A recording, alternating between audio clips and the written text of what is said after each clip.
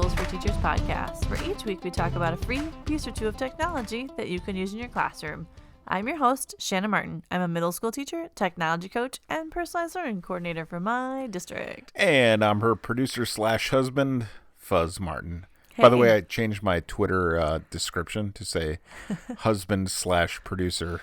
Nice. Or producer/husband. One of the two. To you. Husband, probably first. Yeah, I did put husband first. That's good.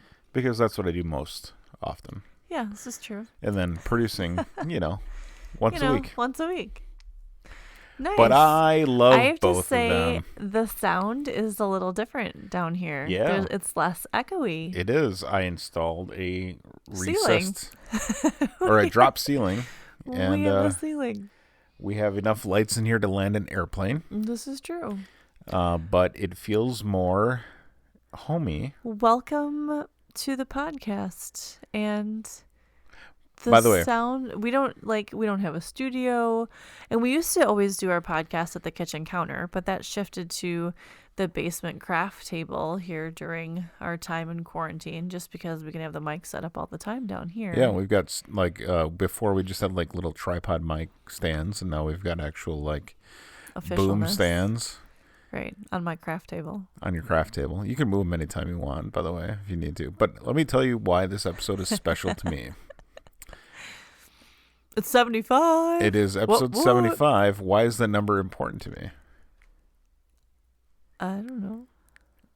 Because that was my number in high school football. Oh, really? Yeah. I was number 75 because I really liked Howie Long from the from the Los Angeles Raiders at the time. Nice. Yeah. Well, glad we could bring it back to high school. 75! Fuzz Martin! Yeah, okay. This mini episode just turned into a 12-hour podcast about high school football. I'm going to wake up A, the 5-year-old, and B, the 5-month-old puppy. Yes. With my antics. So, mini episode today. It's a mini episode today. So, there's so many things going on. We've got holidays. We have classes in quarantine. We have people working from home. We have so many things going on.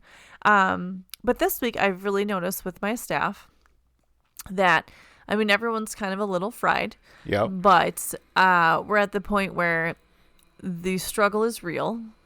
True. And our staff has done an amazing job keeping everything in line and everything together.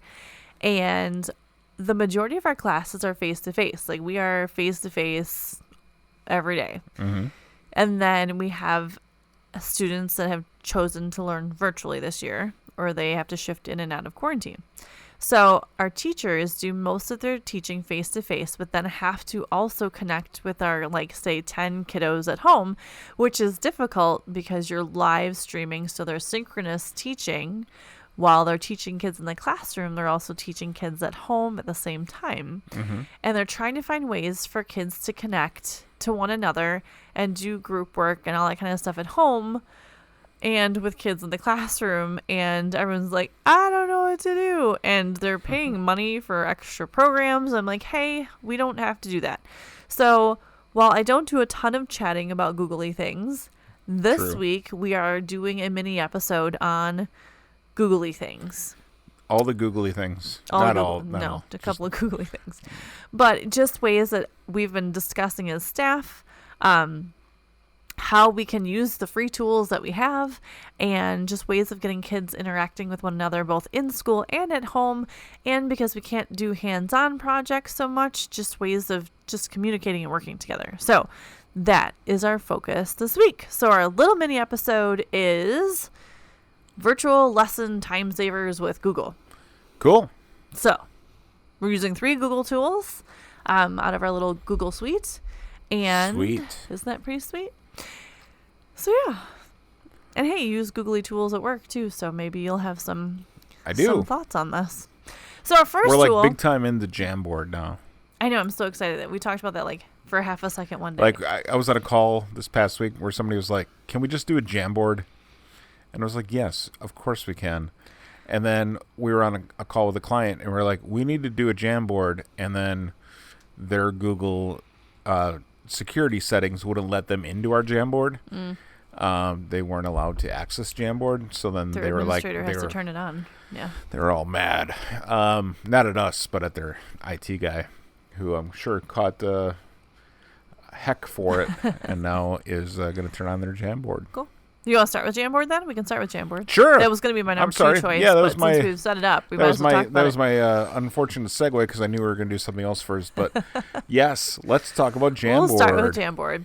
So, Jamboard, I feel like people kind of used Jamboard before, and those who have a real Jamboard, like the actual Google Jamboard, use it more often. But now that it's like, hey, an interactive tool, and Google's making more changes and cool things with Jamboard, more teachers are using it. So Jamboard is so many ways of creating, I don't know, just interactive kind of slides, because you can click through. It works great as a whiteboard, which we've talked about before, where you can kind of sketch and draw. New highlight this week, I know some people have kind of posted out there. Google put it out there in the next couple of days. Jamboard, you'll be able to change your backgrounds. When you're in Jamboard before, they had the offerings of grid paper, black, blue, lined paper. But now you'll be able to choose your own background, which is something that I have tried to do with Jamboard so often, is setting a picture and then trying to make it a background. Yeah. It and doesn't you accidentally click on it. Yeah, it doesn't quite work the same. I've used Jamboard for when I did my unit on branches of government, and I wanted the students just to have some kind of ways of manipulating stuff, because just reading it and talking about it, and it's not always the most exciting. So what we did was the cabinet, like the president's cabinet, the members, and matching up like the different seals of the cabinet with what their purpose was. And I put it in a Jamboard with my students where they could drag, and I used the little post-it notes in Jamboard as like the definition piece, and then I used the picture of them, and I'll put some on the website. Sure, I'll some share examples, some samples with stuff. But there are so many cool ways. I've seen pentominoes being created. If anyone's read the book Chasing Vermeer and done pentominoes, or math teachers, where you're making shapes, it's kind of like Tetris, but with specific shapes that you can use for creating images. And I've seen manipulations where there's a lot of math, like dragging and dropping or moving little pebbles around, or cool backgrounds. I've seen our language arts teachers use it for, I always call it like blackout poetry. I think it's what it's called, where it is what it's called. It's where you take a like a story or a paragraph, and then you black out just certain sections of it, and then it picks out the words to make like a poem. Okay. So with Jamboard, you can use the highlight tools. You can use the different post-its and move those around. Like, there's different ways of interacting. I'm gonna give a little shout out to the Twitter page. It's Julia's steaming up with Jamboards. Her actual Twitter is Gifted Talk, and she has a fantastic knowledge of Jamboard, and she shares them for free with educators. You just say, hey, I'd love to have access to that, and she has all kinds of awesome resources for teachers to use for Jamboard and creative ideas with Jamboard. I know a lot of our elementary educators use it for math tools where the kids can flip through. And what's really cool about Jamboard is you can create a really interactive lesson, put it in Google Classroom, and then you switch it in Classroom. It says like make a copy for each student. And then each kid is able to interact in their own Jamboard and do the lesson and be creative, and they can do it on their Chromebooks and interactive that way with it. If you're standing up in a classroom, you can interact with it on your smartboard. Sure. But it's a cool way to make lessons interactive using technology, so the kids at home are able to interact as well. So we typically use it for brainstorming. How do you, yeah, with like whiteboard tools then? Kind of like what? Yeah, well, we use the Post-it notes most often. Okay. And what we'll do is, for instance, we're coming up currently with the name of a new service, right? Mm-hmm. And it's a few of us from the agency and a few of the client. And so what we've done internally, so on the agency side, is we'll have meetings for like an hour and a half, and we put up a little header in like 4 columns with different themes, and then we each create Post-it notes and stick them under those headers of the like a name or a something related to what we're trying to get to. And you've everyone shared on the same Jamboard. Yeah, and so everybody's like, instead of having one person taking the notes, because it gets a little bit, well, 2 things. When you're brainstorming with a group, sometimes not everything can get captured because there's just one person typing. And 2, sometimes that person typing censors what's getting put on the thing. Well, and you're all working from home right now. So. Right, exactly. Yep.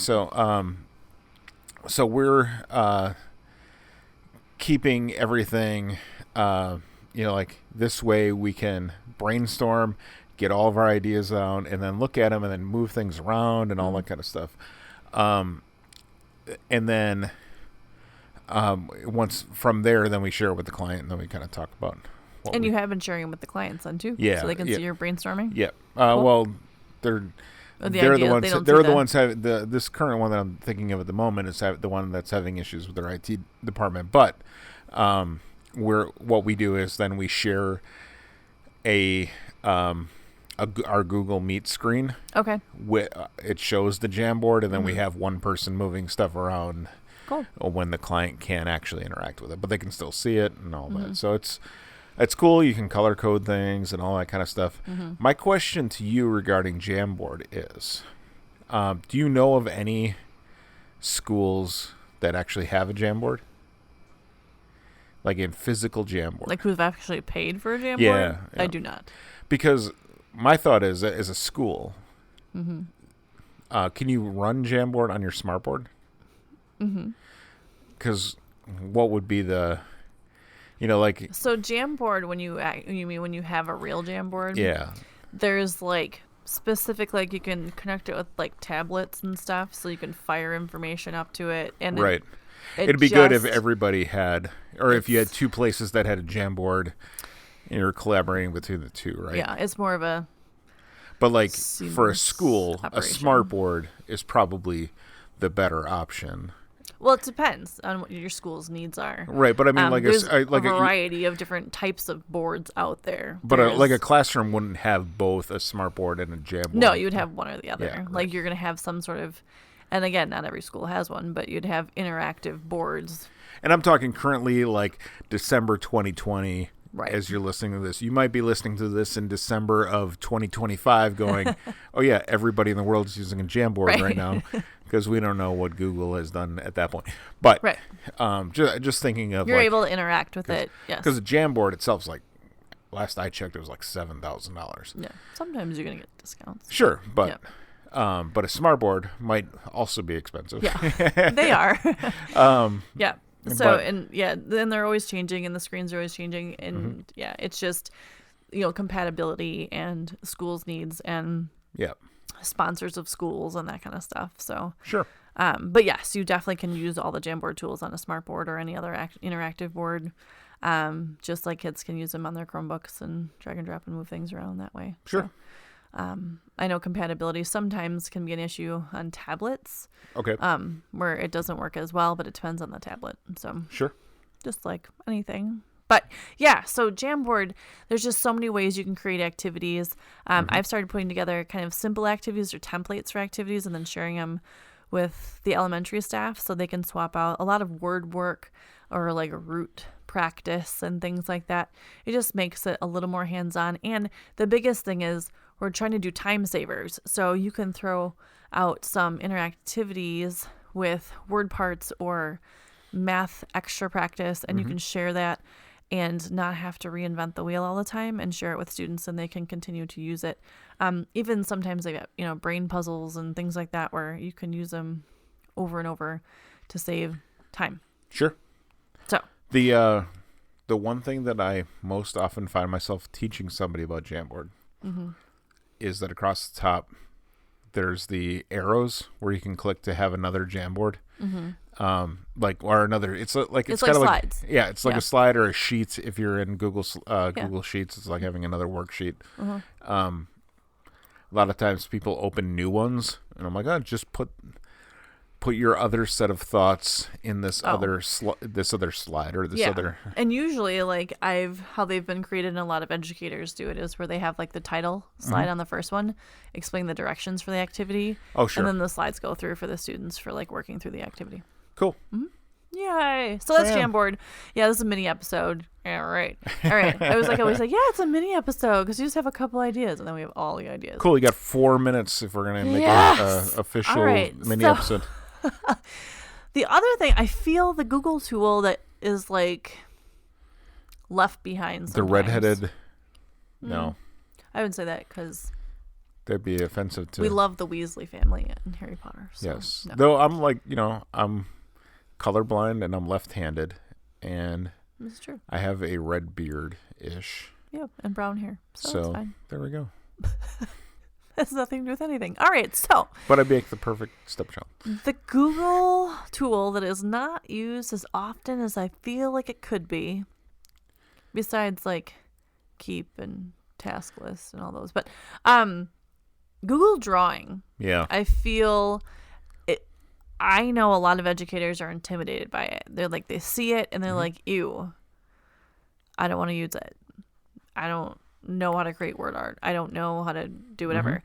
But Google Drawing, there's so many ways of doing interactive lessons with Google Drawing that saves time. Another one of those, you can create the template, drop it in the classroom, and then you've got group work for kids to work in. So I've been creating in Google Drawing templates for my students. So again, we were talking about like our government unit, the steps and how a bill becomes a law, instead of just having them create a like a project or a list, and I usually have them, like the lesson I normally do, they manipulate the different steps and kind of brainstorm it before I even start with what do you think the steps are and how a bill becomes a law, and when we're doing government stuff, and we play around with it. We do it in groups and it's like hands-on. Well, I couldn't do any of that this year. So I was trying to figure out how to interact with my kids at home and the kids in the classroom and have them manipulate it. And I used a Google Drawing.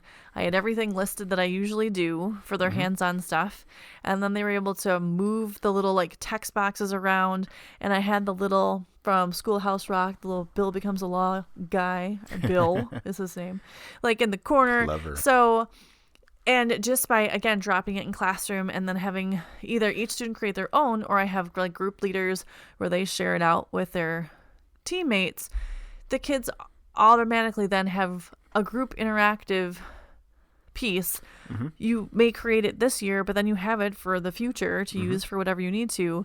And it just makes it a little more fun that they can be in a Google Meet. They can be interacting in the Google Drawing, dragging, dropping, moving things around. I've used it with our Native Americans. I had pieces. I started with just random kind of pieces to create a totem, and they created their own kind of like group totem, and then they could add other shapes and other colors and like manipulate it and make their own. And I gave them a timeline, like 3 minutes. You guys got to build this totem.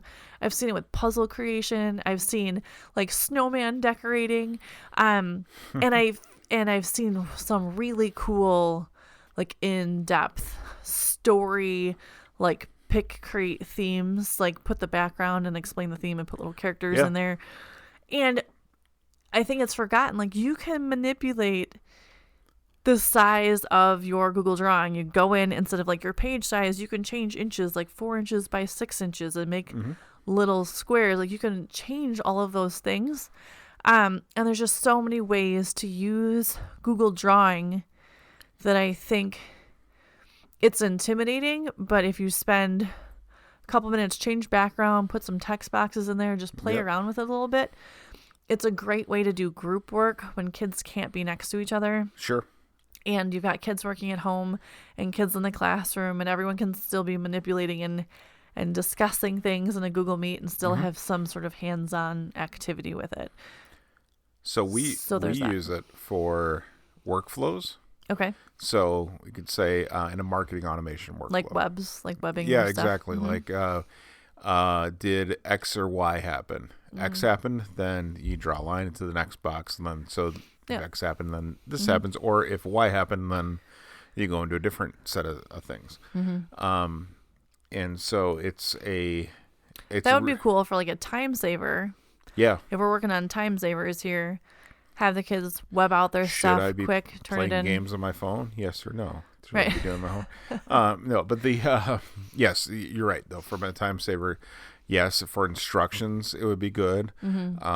We also use it from if you're in a school setting and you're working in kind of an IT kind of thing or something like that. We also use it for mapping Computers of classes. yeah, like computers and where networking type things to say, okay, we need to connect this to this and this and to this, and make sure those things are there. So that's how we use Google Drawing in a way, and they have like some standard symbols that you can use that are for that. Yep, I think we've talked about that before when we did like timelines. They have like just set up timelines. They're pre-done. If you want to save some time, throw in one of the templates and it's ready to go. I've also done too where I will take a character, or we just did a documentary that we talked about Dean Kamen, and I dropped him standing on his Segway in a Google Drawing, and I put directions outside of their workspace, and I was like, what inspires you? What has he done to help others? How can you help others? And they did a whole brainstorm and put him in cool backgrounds on his Segway, in space. By the way, and all he's kinds of alive, stuff. right? Yes, he is very much alive and does all kinds of things, inventions to help others. Yes. Even though people may have heard rumors. Yes, which he actually addresses in the first part He of his does, documentary. yeah. So yes. You've watched it. believed the fake rumors. They're not true. They're not true. He's alive and brilliant. Yes, very much so. So Google Drawing, I feel like it gets left behind, and you can create quick, simple templates and have your students fill in information and do all kinds of cool interactive stuff in a very short amount of time. So Very cool. Don't forget about that. Our last one Oh, there's more. is Google Slides. Google Slides is more than just presentations. And if you're using, especially like virtual learners or learning from home, with kids in the classroom or both ways, there are some super cool templates out there for like science interactive notebooks, for readers interactive notebooks. What's cool is like each slide, I've seen teachers like put like a 6-section like slide deck in, makes a copy for each student, and the student fills in their responses. So in classroom, when you're grading, it's really easy because you can just flip through each student's slide instead of having to go back and forth between stuff. Like all of the kids' information is there in a short slide deck. And so there's just a bunch of ways you can use it as like having, I guess, like exit slips or students sharing out their information or doing lab work and not have to look through a bunch of papers or like reading another Google Doc. It's a quick way. If you have an answer on each slide, that's much faster than searching through, information. So there's a lot of cool ways that you can get students' response in a Google slide show instead of just using a regular Google Doc when it comes to sharing information. Yeah. And you can say, all right, everyone open up to slide 3. What do you have? And you can just address it that way versus search through your reflection and find this information. Can I tell how we've been using sheets or slides? Slides, yes. We've been using slides. It probably, I think, based on this show. So we had this problem. I appreciate that we discuss things here and then you take it back to work. Yeah, and then you start using it in the office. So we had been having an issue where we were using Word documents, and we'd have templates, but every so often the template would get updated and nobody would know that it was updated. They like connect to the VPN and go find it, whatever. Also, when you want to create a presentation or a proposal in our world, it was like really easy to like try and reinvent the wheel every time. So what we did was there's certain like sections like the signature slide or signature, page, I guess. Right. And the About Us page and the overview and all that kind of stuff. So what we did was we created a Google Slides template, and now we create everything in Google Slides. And if there's a page that we don't want from that template, we just either skip slide or delete that slide. And we put the information in. One, it keeps, on my side, it keeps the text shorter because people have to write in a horizontal format, which I am a more concise type writer, so I like stuff to be shorter. And then two, people can collaborate on it and like put together a full, proposal or whatever together instead of everybody working on their piece and then sending a Word document around via email. Which I do appreciate that you do bring this up, because I still hear from a lot of teachers that teach business and just in general that Google is not used in business. And I know some businesses definitely still use Word, but there's also quite a few that shift to Google. So it's always interesting hearing your perspective just because of the Word assumption. Switched to a subscription model like last year or the year before to the Office 365 model. Right. And now schools a lot of people can get 365 for free. A lot of businesses, but this is important though for that exact piece that you were talking about. A lot of businesses use Gmail or Google My Business at the moment. They change the name of it constantly. Right. But they use Google for their email and for other things like Google Analytics and all those kinds of things that are important to their business. Right.